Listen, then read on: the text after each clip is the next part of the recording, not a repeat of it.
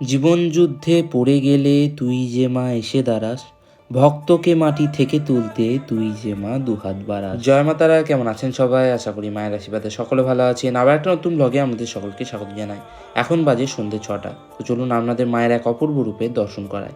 আর এই হচ্ছে আমাদের জগৎ জননী, আনন্দময়ী, শিলাময়ী মা উগ্রতারা। মায়ের ভালোভাবে দর্শন করুন, নিজেদের মনের কামনা বাসনা মায়ের কাছে জানান। মায়ের কাছে কামনাই করি আপনাদের সকলের মনস্কামনা পূর্ণ হোক।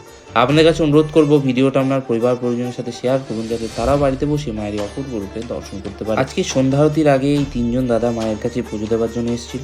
এরপর মায়ের সন্ধ্যা আরতি শুরু হলো। আজকে সন্ধ্যাবেলা আরতির পর শুভদা তার পরিবারের মঙ্গল কামনায় মাকে একটি শীতল ভোগ নিবেদন করেছিল। এই হচ্ছে ভোগের থালা। এরপর দাদার হাতে তাদের ভোগের থালা তুলে দিলাম। তারা কিছুটা ভোগ নিলেন এবং বাকিটা ভক্তদের মধ্যে মন্দিরে বিতরণ করে দিলেন। মায়ের ভক্তরা সামনের দিকে হাত বাড়িয়ে দিচ্ছেন যৎসামান্য প্রসাদ গ্রহণ করবার জন্য।